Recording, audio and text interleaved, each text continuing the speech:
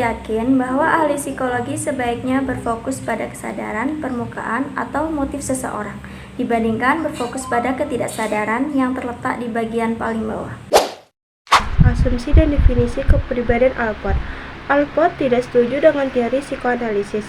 Allport meyakini bahwa manusia adalah makhluk rasional yang digerakkan kesadaran, yang berdasarkan pada masa kini, masa depan, bukan masa lalu. Allport meyakini bahwa tingkah laku seseorang adalah sesuatu yang terus-menerus bergerak, sehingga konsep utama teorinya adalah motivasi yang membuat orang terus bergerak. Allport memandang kepribadian sebagai organisasi dinamik dalam sistem psikofisik individu yang menentukan penyesuaian unik dengan lingkungannya. Ada 4 unsur pokok dalam definisi kepribadian. Yang pertama, dynamic organization. Dynamic organization, istilah ini mampu mengacu kepada 2 hal. Yang pertama itu adanya perubahan dan perkembangan kepribadian yang berperan aktif dalam individu menyesuaikan diri dengan lingkungan. Yang kedua, dalam diri ada pusat organisasi yang mewadahi semua komponen kepribadian lalu menghubungkan dengan yang lain. Unsur selanjutnya yaitu psychophysical system. Psychophysical system ini adalah istilah ini mengacu kepada fenomena nyata yang mencakup semua aspek termasuk aspek mental dan fisik kemudian disatukan dalam satu kepribadian. Yang ketiga, determine. Determine ini istilah menunjukkan bahwa kepribadian bukan sekedar konsep tingkah laku seseorang, tetapi bagian dari individu yang berperan aktif dalam tingkah laku orang tersebut. Selanjutnya yaitu khas. Istilah ini bahwa tidak ada orang yang benar-benar sama dalam menyesuaikan diri dalam lingkungan, sehingga tidak ada 2 orang yang memiliki kepribadian yang sama dalam satu lingkungan.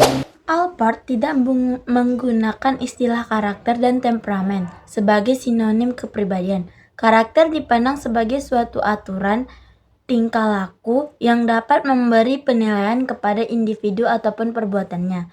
Jadi, definisi karakter ini mengandung muatan penilaian. Hal ini sangat bertolak belakang dari definisi kepribadian yang menggambarkan deskripsi tingkah laku yang bebas dari penilaian.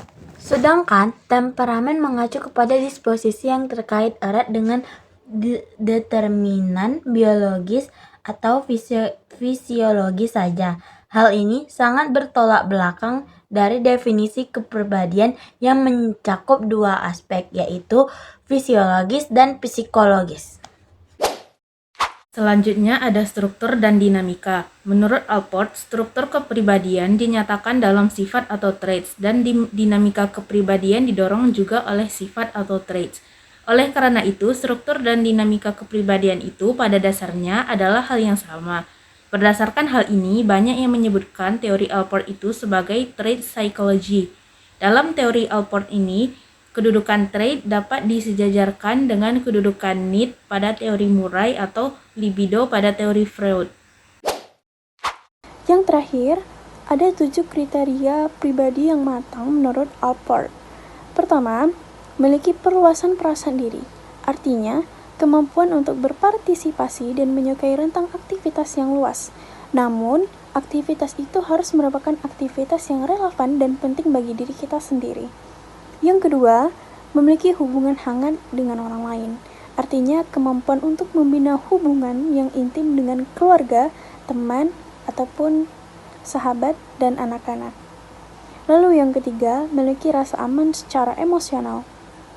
Artinya, kemampuan menerima emosi diri dengan rasa aman tanpa tertekan, misalnya tidak menyembunyikan rasa marah, namun mengendalikannya dengan tepat, tidak menyerah pada kecewaan, dan lain sebagainya.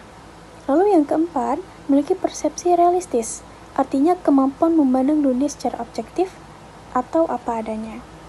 Lalu yang kelima, memiliki keterampilan yang dapat digunakan untuk menyelesaikan pekerjaan, tugas, ataupun masalah. Orang yang sehat secara psikis dapat melakukan pekerjaan dengan dedikasi, komitmen, dan keterampilan yang dia miliki. Lalu yang keenam, memiliki pemahaman diri, artinya kemampuan untuk melihat persamaan dan perbedaan antara gambar diri ideal dengan kondisi diri yang sesungguhnya. mampu melihat kelebihan dan kelemahan diri sendiri.